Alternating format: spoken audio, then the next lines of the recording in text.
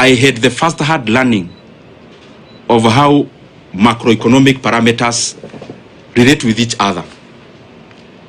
I was able to first-hand experience the things I was learning, and therefore it was also a continuation of a learning experience, and especially in regards to many macroeconomic factors, how inflation is affected by interest rates, how interest rates affect private enterprise, and many other economic parameters that we hear, but they are also far-reaching in terms of how we live, and they are also far-reaching in terms of what our country becomes.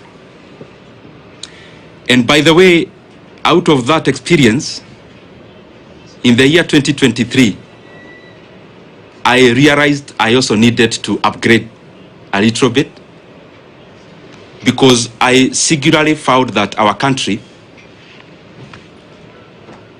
yes, have many challenges, but the overarching challenge that we face as a country are economic challenges in nature. And given the chance I was serving in as the chairman of Budget Committee, I decided to also go back to school. I actually started pursuing 2 master's degrees together. One in KU, Master of Economics in Public Policy, and the other one in the University of Nairobi, that is Masters of Arts in Economics. And I've been pursuing those from 2023, attending class physically, where I needed to attend physically, and those who offer online, also attending class online, and by the way, as a student, not as an MP. And I decided to do that because I also wanted to deepen my knowledge in the economic platform. And the more the reason, I made it my duty to listen in terms of attendance, and also to participate in any other participatory issues that I needed to do as a student. And gratefully, I am actually done with coursework. I am now doing the projects, both of them together. And by the grace of God, I may graduate this year. I am not talking about myself when I talk about going back to school.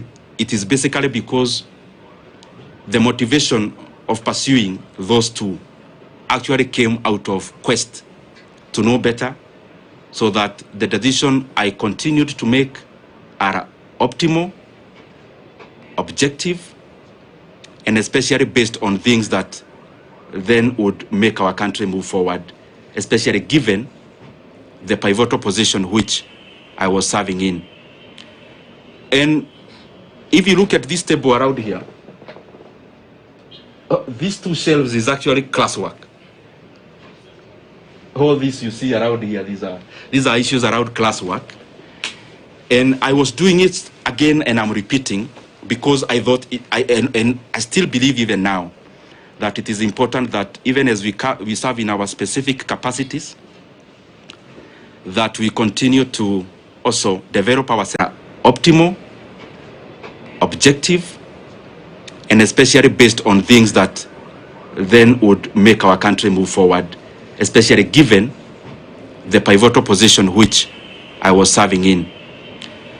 And if you look at this table around here, these 2 shelves is actually classwork. All this you see around here, these are issues around classwork. And I was doing it again, and I'm repeating, because I thought, and I still believe even now, that it is important that even as we serve in our specific capacities, that we continue to also develop ourselves, to sharpen ourselves, so that we can be making more efficient decisions as leaders. So in a nutshell, I have been very, very, I should be very grateful, and I have been very honored by the Kenyan people to have served in that capacity, and especially when our country really needed us to do what we needed to do. Just as snapshot of so that you understand where I'm coming from.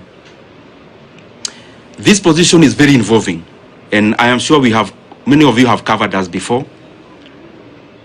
Sometimes sleeping in this office, leaving here very early in the morning. Not just myself, also the members of the members we were serving with.